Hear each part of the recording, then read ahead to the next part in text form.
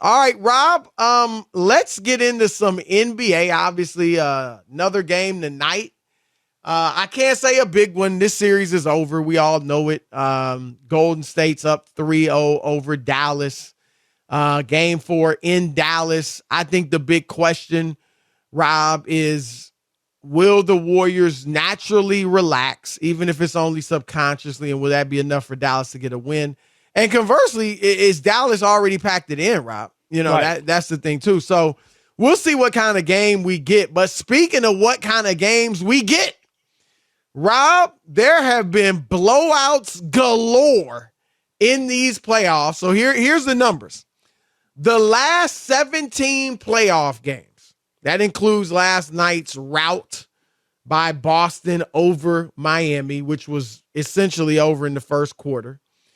They've been the average margin of victory, Rob, last 17 playoff games, 19.8 points. So essentially 20 points. Blowout city, blowout. No doubt. And here, get this.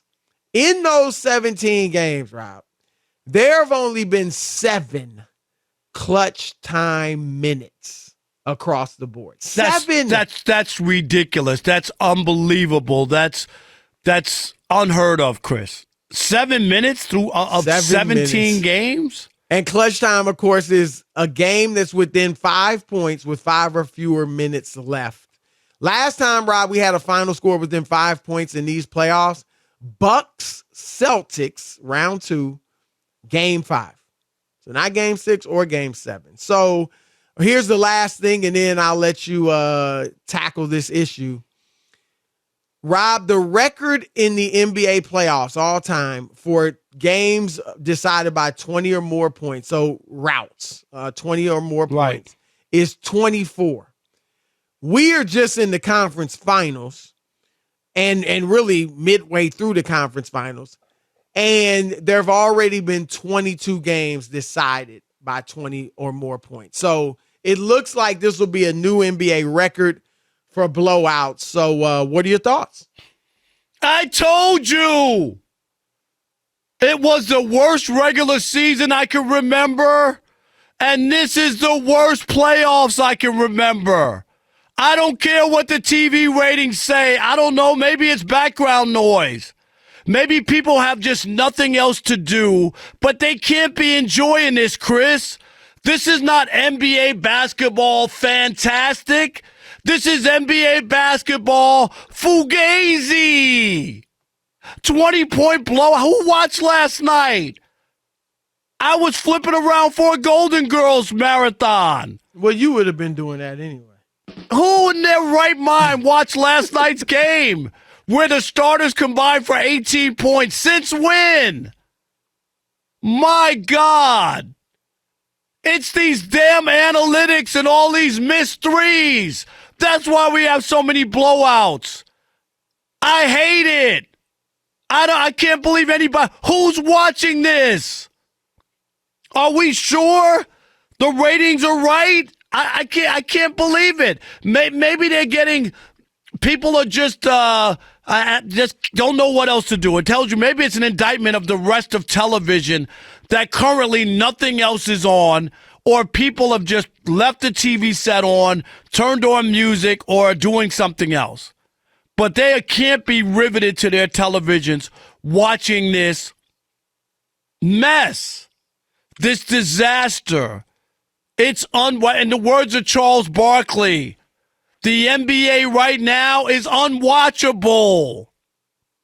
Last night was just another example. I get it, Chris. It's not shocking that Boston, they needed to win. They were at home. They couldn't afford to lose, so they came out with a little extra gusto. I get that. But Miami couldn't make a shot. What, they missed their first 14 shots? What is this little? To like about 7-8 minutes into the game. Right. First field goal, I should say. Field goal. What is this, Little League? Pop Warner? No, what do they say in NBA and basketball? What do they call the Little League when you first start? Well, they don't have a name for it like you have Pop Warner. It's not like Pop Warner. Or Little League. You know what I mean? Just YMCA, CYO. CYO ball. What is this? But, Chris, I'm surprised at where the ratings are, or maybe it's just that they were so bad recently. I don't know what it is, but I'm not enjoying blowout after blowout. And I know you watch it, you love it, but I don't know. Even you, a hardcore basketball lover who follows the game, it's your bread and butter. You can't be enjoying last night and these games. And did you realize it was this bad when you saw these numbers? First, let me say, because you mentioned the ratings, and here's the ironic thing, Rob. The ratings are, relatively speaking, through the roof. The ratings are great, and we can't just dismiss this. I'm not just going to let you dismiss it as, oh, maybe it's background noise. Ratings are ratings, and these games are ratings. They're the best that the NBA has seen for the playoffs in the last 8 years. Rob, over the weekend, Saturday's Heat Celtics game got 6.8 million. That's more than some finals games have gotten over the last several years. Warriors Mavs, 7.4 million. So the ratings the fans are tuning in. And here's what I'll say. I got a few things to say. One, I am in a different spot than your average fan. As you guys, I'm co-hosting First Things First. You make your picks, and we do it on this show, but, it's different when you're in front of a camera, too. You got to defend your picks. And Rob, we pull for our picks. All right? I don't have any loyalties except to my picks. I want to be right. And when as much as we can be right, Boston, right. We're not going to get them all right, but as much as you can. Yeah, and if you're wrong, you're right. Everybody's wrong. Doesn't mean you don't know the sport. I mean, you got guys that are savants in these games that get wrong, right? But I picked Boston in this series. And so when they, like last night, they blow out Miami, I'm not really looking at it as just a basketball fan. I'm looking at it as a guy that picked Boston and is going to have to be on the television in the morning, talking about that pick. And so for me, it's great when they blow it out because you're not stressed. They're going to win, and you can, get all your little shots put together that you want to, throw at your co-host and all that stuff. But I will admit that if you take that element out, it might be hard as a fan. But I got two things. I disagree with you that this has been a bad playoffs. I get all the blowouts, but I think the playoffs have been great. The Memphis-Minnesota series was fantastic. The Miami-Philadelphia series got good late, right, when they won those two games. Phoenix-Dallas, great series. You had the old guard, Chris Paul, all-time great PG. Then you had a up-and-coming all-time great point guard in Luka Doncic. Milwaukee-Boston, awesome series. Chris, Brooklyn-Boston. No, I'm dead serious. Brooklyn-Boston. It was a sweep, but all four of those games were relatively close. Two, if not three of them, could have went either way. So that was a good series. Now, what I'll say, Rob, is this. I think that I told you this when I used to cover the Heat Knicks series. You remember this, late 90s, early 2000s. Yep. And the final scores were in the 70s, maybe the 80s if you're lucky. The games for about 45 minutes weren't that exciting. I mean, it was so slow. There was so little scoring. It was so physical and brutal. It wasn't like the greatest basketball aesthetically. But those games were always filled with drama because at the end it was close. You knew with 2 minutes left, it was going to be a 3-point game and you didn't know who was going to win. So it was close. And then the storylines were there. I think, Rob, what people are into, if indeed this is the case, and obviously we'll throw it out to the listeners.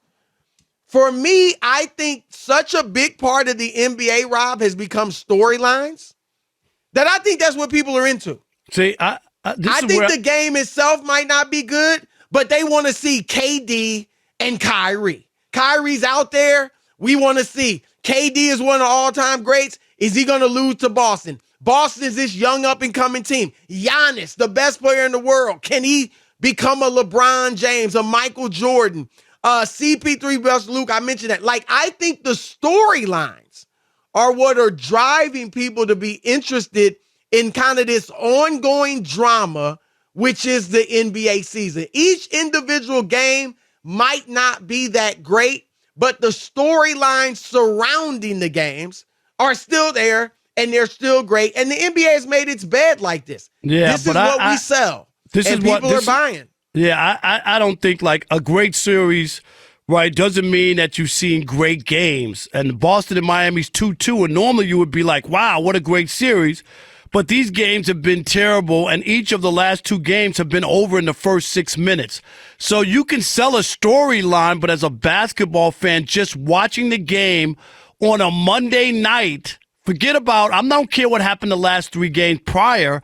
Last night was unwatchable. I don't know how anybody could sit there, watch that game and go, oh, yeah, well, the storyline is great because this is the little Miami that could and Boston trying to get there.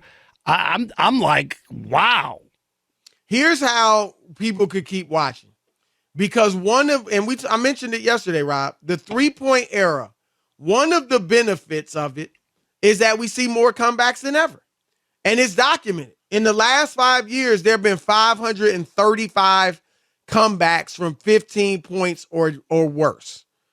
All right. The 5 years before that, there were 409. Go back to 97, 98. 5 years from that, there were 278. As 3-point shots have risen, comebacks, dramatic comebacks from 15 down have risen. So if you're down 15 starting the fourth, you're not out of it. And me watching it as a fan, I'm like, this thing ain't over. And so I think that can be, now it may not become a close game, but there's a chance it does. We saw it with Golden State and Dallas in game 2. So I think that is keeping fans engaged, but we'll see.